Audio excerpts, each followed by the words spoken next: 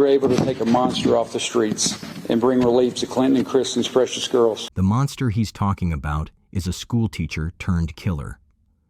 On July 26, 2025, inside Devil's Den State Park in Arkansas, a teacher with no criminal record hunted down a family he had never even met. But why? Washington County received a call from the visitor center. 2 children are there. They advised that their parents were assaulted. One was possibly stabbed. The parents are missing. Before we dive in, please consider dropping a like and subscribing. It helps spread these stories so more people can hear them. Just hours before their worlds shattered, the Brinks were living the kind of life that makes you believe in the American dream.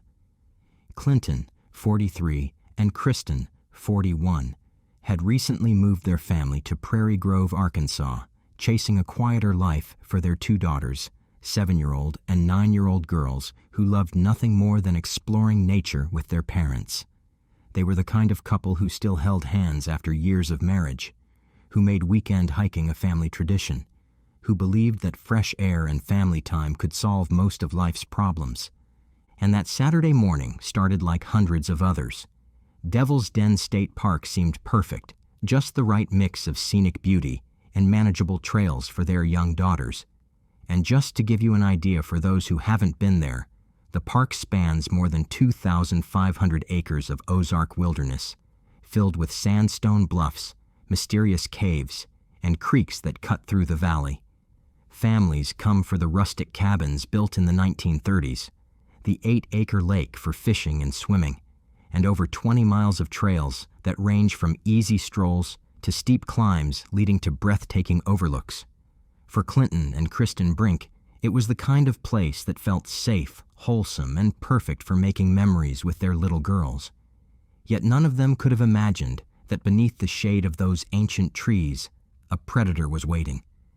But here's what makes this case so terrifying. Andrew James McGann wasn't some drifter or career criminal. He was a 28-year-old teacher who'd just been hired by the Springdale School District.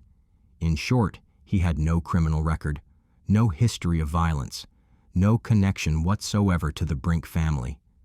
So what transforms an educator into a killer? And why did he choose this family on this day? The attack itself reveals a level of calculated brutality that still haunts investigators. Clinton was struck first, a father's worst nightmare as he realized he couldn't protect his family from what was coming. But here's where the story takes an even darker turn. Kristen had managed to get their daughters to safety, moving them away from the initial violence. She could have kept running. She could have saved herself. Instead, she made the choice that would define her final moments. She went back for Clinton. That decision cost Kristen her life, but it also revealed something profound about who she was. Even facing unimaginable terror, her first instinct was to protect the man she loved. The girls, meanwhile, were found unharmed about half a mile into the park, traumatized witnesses to their parents' final act of heroism. At that time, several hikers had already heard the girls calling for help, which is why officers were able to respond right away. Help. Sweep the main trail first right now. Main trail? Ice blocks, hiking down. For help. Repeat that. Say again. Repeat. Hear yells calling for help. We're hiking down. By the time officers arrived, all they could find were the bodies. There was no sign of the killer anywhere. Try to relay to the office that we found the victims down here. They're on the lower Devil's Den Trail. Just a couple minutes. I think I see you right there. I've got two bodies down here. But the killer made a critical mistake during his attack. He injured himself in the struggle, leaving behind blood that would become his DNA signature at the crime scene. Within hours, Arkansas State Police had a biological roadmap leading directly to their killer, Andrew James McGann. The question wasn't who did this, it was why. The manhunt that followed gripped the entire region. Arkansas State Police released composite sketches and photos, turning every citizen into a potential detective. Tips poured in from across multiple states as the image of McGann's face spread through social media and news outlets. But even as law enforcement worked around the clock, one terrifying reality remained. A killer was loose, and no one understood his motivation. The arrest came just 4 days later in the most mundane setting imaginable. McGann was getting a haircut at a Springdale barbershop when law enforcement closed in. Picture the scene. A man who'd brutally murdered 2 parents just days earlier, sitting calmly in a barber's chair, acting like nothing had happened. The banality of evil in its purest form. But McGann's calm demeanor shattered the moment police confronted him. Not only did DNA evidence link him definitively to the crime scene, but during questioning, he confessed. He admitted to killing Clinton and Kristen Brink in cold blood. Yet even with a confession, the most crucial question remained unanswered. Why? The case has now stretched far beyond Arkansas. Law enforcement in several states is reviewing unsolved murders to see if Andrew James McGann could be connected. Investigators are looking closely at whether the deadly attack at Devil's Den was his first homicide or part of a disturbing pattern of violence. Authorities are also considering if Clinton and Kristen Brink were targeted by chance or if something about that day placed them directly in his path. And just to give you an idea of how wide this net has become, police in Vermont are now comparing notes with investigators in Arkansas. Back in October of 2023, 77-year-old Honoree Fleming, a respected former college dean, was shot and killed on the Delaware and Hudson Rail Trail in Castleton, Vermont. Witnesses described seeing a white man with short red hair, about 5 feet 10 inches tall, wearing a dark gray shirt and carrying a black backpack looking like this. That sketch bears striking similarities to what witnesses reported at Devil's Den, where McGann was also said to have been carrying a black backpack as he fled the scene. McGann's background only raises more questions. Since 2022, he lived in Arkansas, Texas, and Oklahoma, and he grew up in Illinois. Despite his young age, just 28, he had already worked in 5 different school districts in only 3 years, which is highly unusual for a teacher. Parents in Texas even raised concerns in 2022 about his behavior around young girls in class, claiming he played favorites, made inappropriate comments, and blurred professional boundaries. In fact, this was an interview with one of his students' mothers.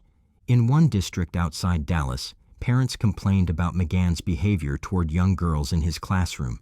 According to one mother, he allegedly made comments like, "I wish I could date you," and "I wish you could be my girlfriend." Others claimed he gave candy and soda only to selected girls and even held special lunches for those he favored. The school's internal investigation stopped short of finding solid proof of misconduct, but administrators suspended him over what they called poor judgment and favoritism. Despite these concerns, McGann moved on quickly to other schools, finding new jobs with clean background checks that revealed nothing alarming. This pattern of drifting from job to job while avoiding a criminal record meant McGann could keep getting hired. By the summer of 2025, he had landed a new position in Springdale, Arkansas. Aside from the Vermont case, officers are also looking into a much older one with similarities so striking that you can't help but stop and wonder if it's truly a coincidence. Nearly 5 years before the Brink family was attacked at Devil's Den State Park in Arkansas, another hiker lost his life under eerily familiar circumstances hundreds of miles away. On October 14, 2020, 24-year-old John Craig Schmutzer set out for a hike at Devil's Lake State Park in Wisconsin. It was a crisp fall day, the kind that draws thousands of visitors to the park to watch the leaves change color across the bluffs and valleys. Devil's Lake isn't just any park. It's the busiest state park in Wisconsin, sprawling across more than 9,000 acres, with high quartzite cliffs and deep wooded trails. That morning, families and tourists filled the area, yet somewhere along the Grottos Trail on the south side of the park, Schmutzer crossed paths with a predator. At exactly 11:38 in the morning, Schmutzer was attacked and stabbed to death. Broad daylight, on a trail swarming with hikers, Witnesses later reported seeing a man running frantically from the area. The description they gave was vague but memorable. A white male, about 6 feet tall, slender to medium build, wearing dark pants with ripped knees, a dark top, possibly a hoodie, and carrying himself in a way that looked erratic, stumbling as he ran. Despite multiple people spotting him, no clear photos were taken, and the case quickly grew cold. DNA samples were collected, but nothing tied to a suspect. Now, with Andrew James McGann behind bars in Arkansas, Sauk County investigators are exchanging notes with Arkansas State Police. They are carefully comparing the Schmutzer homicide to the Brink family murders. Both involve state parks named Devils. Both involve sudden, brutal attacks in broad daylight.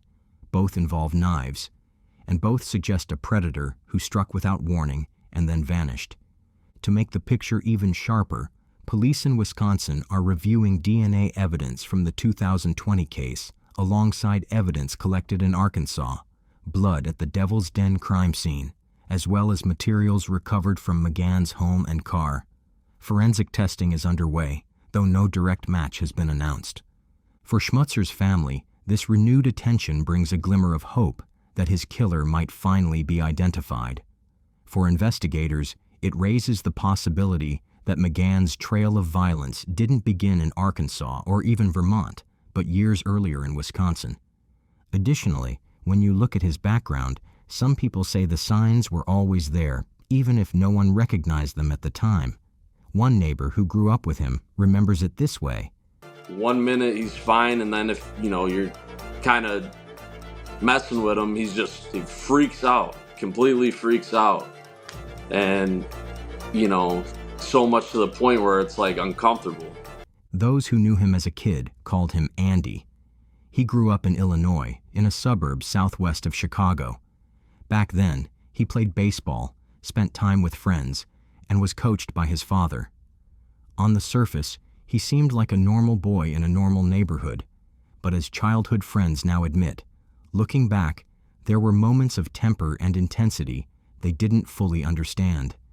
As mentioned earlier, he had been hired by at least 5 different school districts in 3 different states, Texas, Oklahoma, and Arkansas, ever since 2022.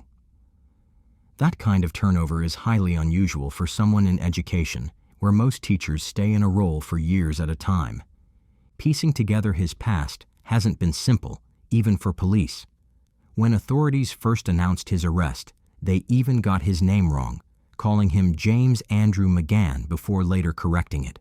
Records show he once listed Oklahoma State University as his college, but his actual history traced back further north to Illinois. That confusion only added to the sense that McGann had been slipping through the cracks for years, reinventing himself each time he crossed a state line. So imagine the shock of his former classmates and neighbors when they saw his mugshot plastered across national news. For people who once sat beside him in class or played baseball with him as kids, the realization was surreal. The boy they had known as Andy was now accused of murdering Clinton and Kristen Brink, and possibly linked to 2 other brutal attacks in different states. As of now, nothing has been confirmed, but investigators are piecing together a bigger puzzle, hoping that McGann could be the answer to attacks left unsolved for years. For grieving families in Vermont and Wisconsin, the possibility of finally learning the truth means justice may still come, even after years of silence. Meanwhile, McGann sits inside Washington County's detention center, charged with 2 counts of capital murder. Prosecutor Brandon Carter has announced his office will pursue the death penalty. That decision alone guarantees years of legal warfare, motions, hearings, appeals, that could drag on for more than a decade. And while lawyers debate strategy in courtrooms, 2 little girls are learning how to live without their parents. At only 7 and 9 years old, they now stay with relatives, surrounded by love, but still far too young to understand why their mother and father aren't coming back. In court, McGann entered a plea of not guilty, directly contradicting what police sources say he admitted after his arrest. Behind closed doors, He reportedly confessed to killing Clinton and Kristen Brink, yet in front of cameras, reporters, and grieving family members, he denied everything. That contradiction sets up a trial that promises to be long, complex, and emotionally devastating, both for the Brink family and for a community still in shock. The Brink story has struck such a deep nerve because they did everything right. They chose a family-friendly state park. They stayed together as a group. They lived quietly in Prairie Grove, building a life around their daughter's safety and future. Clinton had just secured a steady job as a delivery driver, while Kristen devoted her days to raising the children. They had no enemies, no debts, no secrets, and yet none of it mattered when a predator crossed their path. The crime scene told investigators this was no random explosion of anger. McGann had picked his location carefully, an isolated trail where cell service disappeared, where screams would be muffled by thick forest, but where escape routes were close at hand. The placement of the bodies, the precision of the wounds, even the way his license plate was covered in black tape suggested methodical planning. The brutal fate of the Brink couple in the Arkansas woods feels almost like history repeating itself, a reminder that some of the darkest horrors strike when people are at their most vulnerable. Because long before that tragedy, another family set out on what should have been a carefree outdoor trip, only to vanish into a nightmare so disturbing it left investigators grasping for answers for decades. That case would go down as one of the most chilling mysteries in American crime history, the Cowden family massacre. I'm sorry, the Cowden family did not get justice.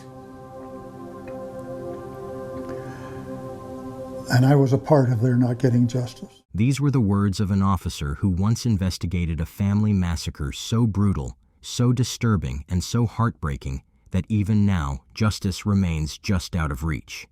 We're talking about the Cowden family disappearance, which quickly turned into one of the most horrific massacres Oregon has ever seen.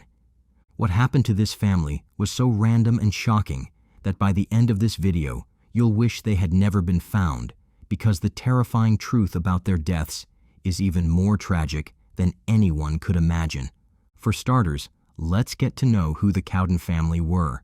Richard Cowden, 28 years old, was a hard-working man who dedicated his days driving logging trucks through the dense forests of Oregon. His wife, Belinda, just 22, was a loving mother to their two young children, 5-year-old David and their baby girl, Melissa, who was only 5 months old at the time.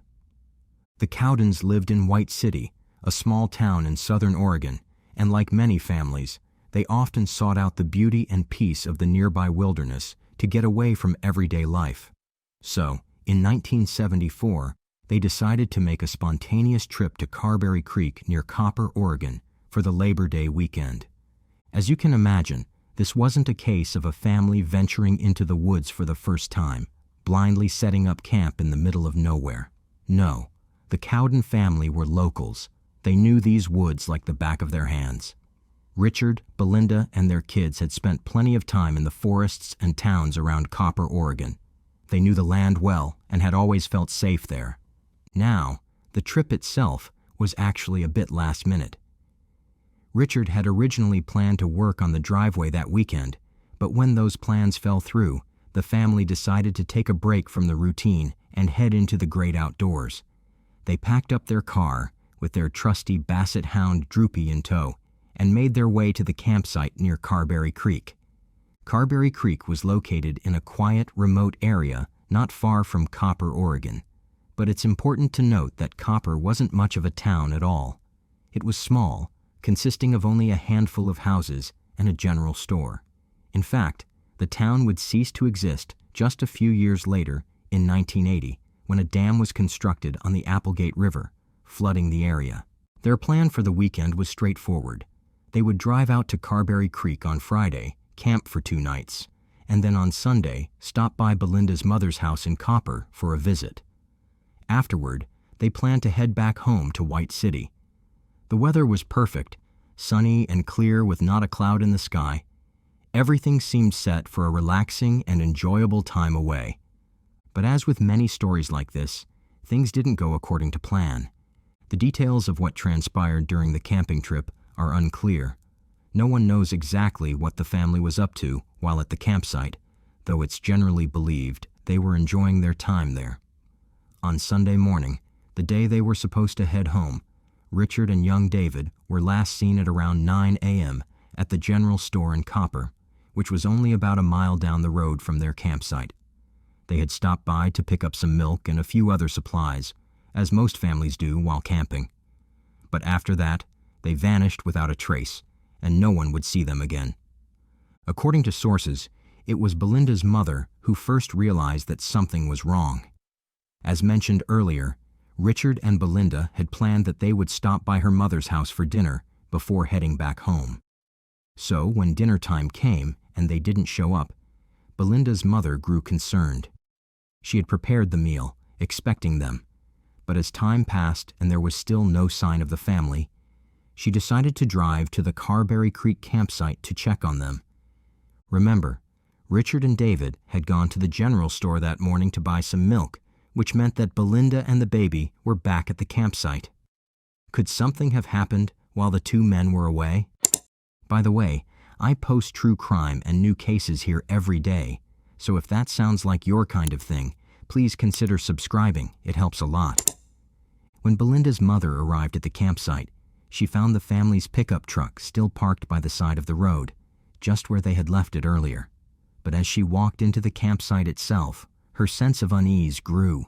Everything seemed to be in place, as if the family had only just left. The camp stove was set up, and their belongings, including the family's truck keys and Belinda's purse, were all right there in plain sight. Even a half-full carton of milk bought earlier that morning was sitting on the picnic table. Even more chilling was the discovery of Richard's wallet, which contained $21, roughly the equivalent of $135 in 2024. Alongside it was his prized Rolex wristwatch, an item that seemed like the first thing to be taken if this was a robbery gone wrong. Yet, it remained untouched. Alongside these items was an open pack of cigarettes, identified as belonging to Belinda. Strangely, the family's bathing suits were missing from inside their truck, hinting that they had planned a return trip, possibly to the water, before their sudden disappearance. Belinda's mother spent some time calling out for the family and checked the nearby river, hoping to find some clue to their whereabouts. But there was no sign of them anywhere. All their personal belongings were left behind in such a way that it didn't make sense for them to have just gone off for a short walk or a quick errand. If they had, they would have taken their essentials, like the purse and keys. The more she thought about it, the stranger it all seemed. If they had gone for a quick hike or drive, they certainly wouldn't have left their stuff behind, open and exposed, where anyone could come across it. By now, the unsettling feeling had settled in. No signs of an accident, no tracks, no evidence of a struggle, just an eerie emptiness. Belinda's mother returned home and immediately contacted the Jackson County Sheriff's Office. Soon after, the troopers arrived at the campsite only to find it just as Belinda's mother had left it, everything in place, but no sign of the family. There was no blood, no violence, and nothing out of the ordinary. The situation was described as creepy and unnerving. No one knew what to think. Naturally, the rumors began. Some speculated that maybe Bigfoot had made its presence known, claiming yet another victim. After all, the mystery surrounding the disappearance, combined with the eerie setting, left room for all sorts of strange theories. The next morning, a full-scale search began for the Cowden family, triggering one of the largest search operations in Oregon's history. But prior to this, the Cowden family's pet basset hound, Droopy, showed up alone, scratching at the door of the Copper General Store. The dog's return, without its family, made it clear that something had gone terribly wrong, and this case would be discussed by media outlets nationwide, including the New York Post, and become one of the most perplexing and haunting chapters in the state's history. The search involved helicopters with infrared technology, search dogs, and teams scouring caves, woods, and waterways, all while locals, hunters, and volunteers combed the surrounding areas. despite the intensity of the search, nothing was found. It seemed as if the Cowden family had simply vanished without a trace. The police didn't stop at physical searches. They interviewed over 150 people in hopes of uncovering any clue about the family's whereabouts. But still, nothing came up. The community also refused to give up, though. A reward of $2,000, about $12,602 today, was offered for any information that could solve the mystery.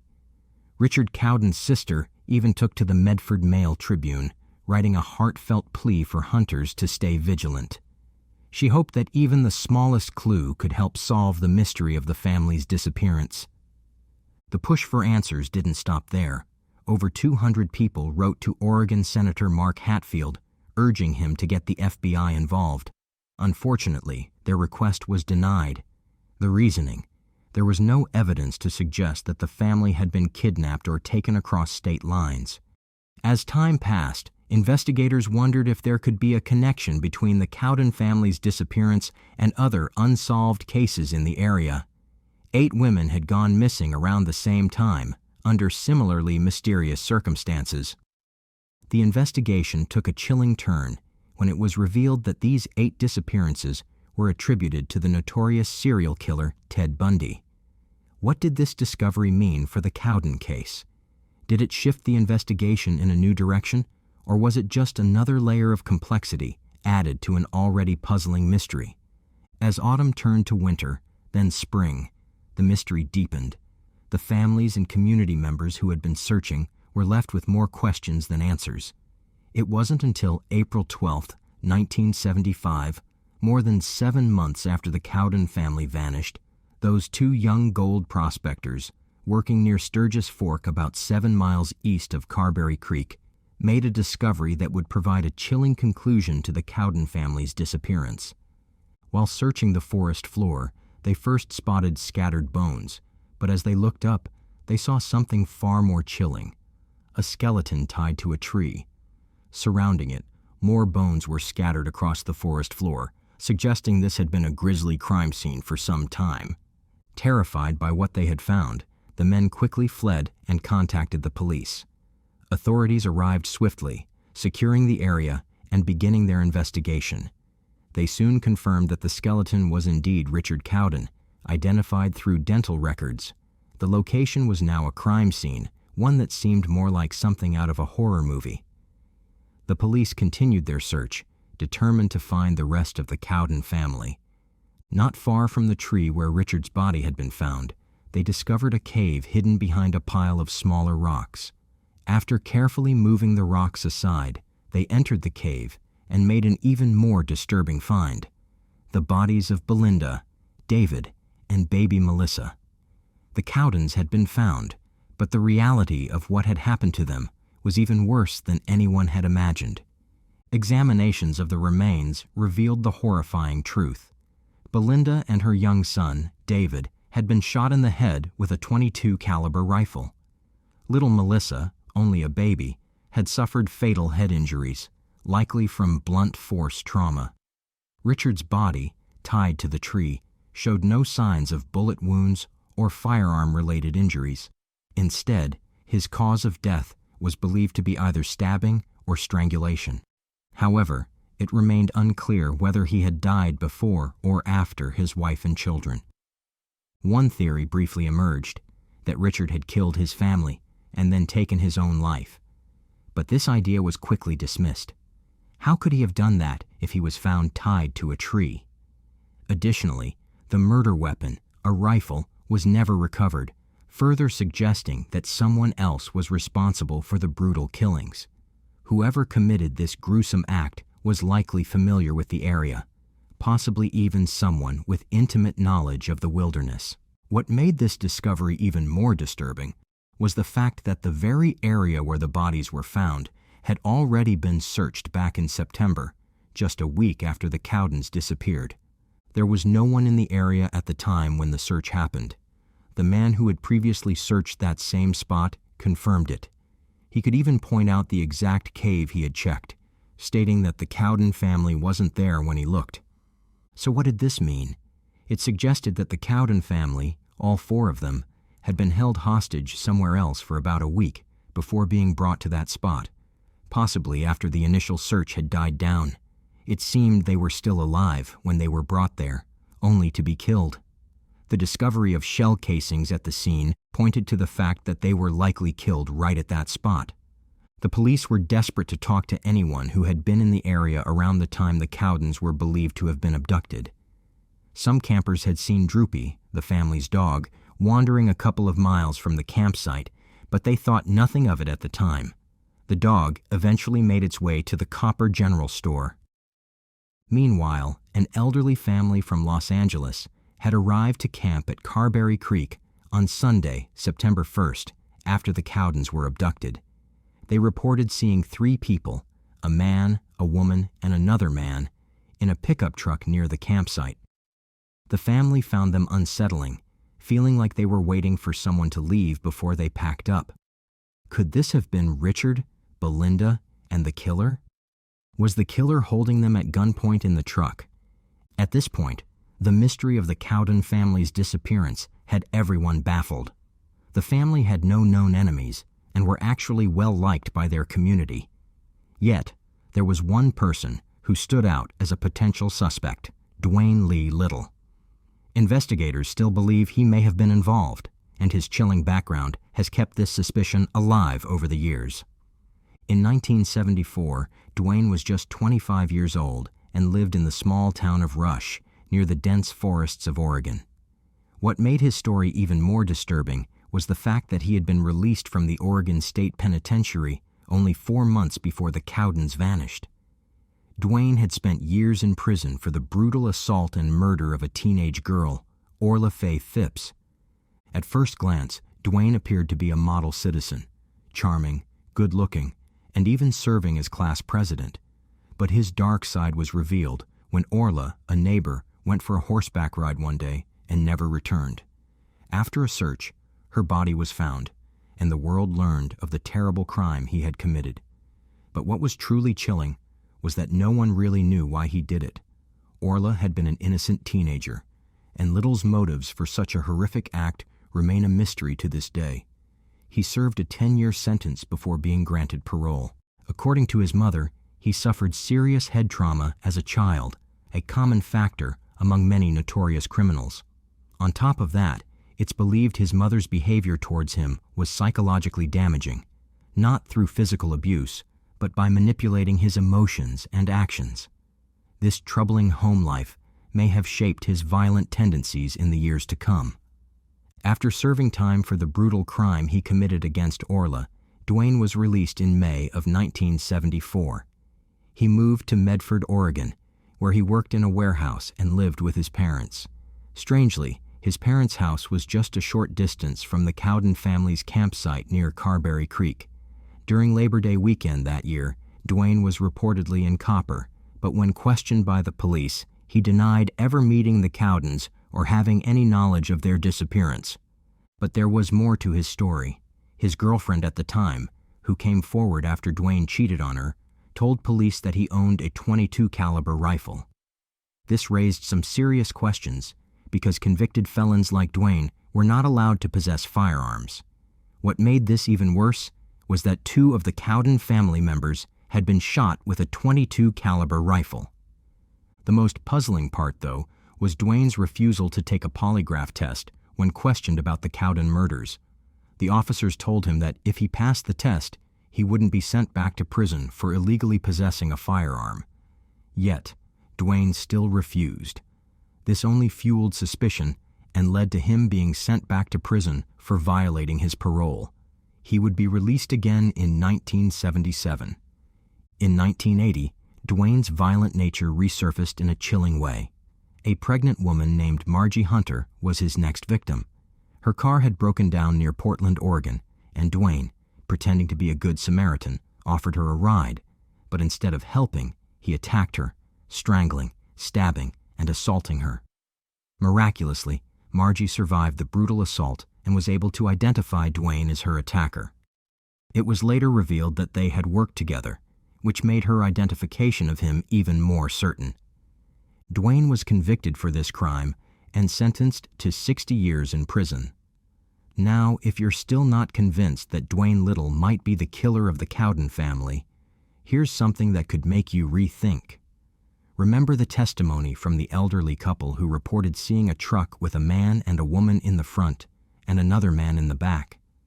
They said the woman appeared to be crying, which gave them a creepy feeling. Well, it was later confirmed that the truck matched the description provided by the couple, and it was actually Little's family's truck.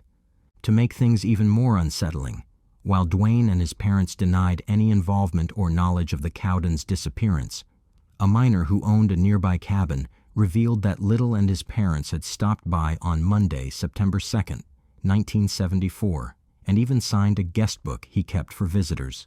This was just a few days after the Cowdens went missing. Even more damning, while serving time for a different crime, an inmate named Rusty Kelly, who once shared a cell with Duane Little, claimed that Little confessed to him that he was responsible for the Cowden family murders. Despite this, and the overwhelming circumstantial evidence, Little has never been formally charged in connection with the murders. It's a haunting mystery, with so many pieces that seem to point in his direction, but no clear resolution. And to this day, the remaining family of the Cowden family still holds out hope that someday justice will be served. Duane is now 75 years old and serving his sentence at the Oregon State Penitentiary. Given his age and the length of his confinement, it makes you wonder, will justice ever be truly delivered? So, I've got to ask you, what do you think? Do you believe Duane could have been responsible for the Cowden murders? And if he did, do you think he could have pulled it off all by himself? I mean, come on. He managed to tie Richard to a tree while Belinda and the kids were still held captive in the cave. I want to hear your thoughts. Comment down below and let's get this conversation going. If you like the way we create these videos and you want to help bring more cases like this to light, hit that like button and subscribe for more deep dives. Thank you once again for watching.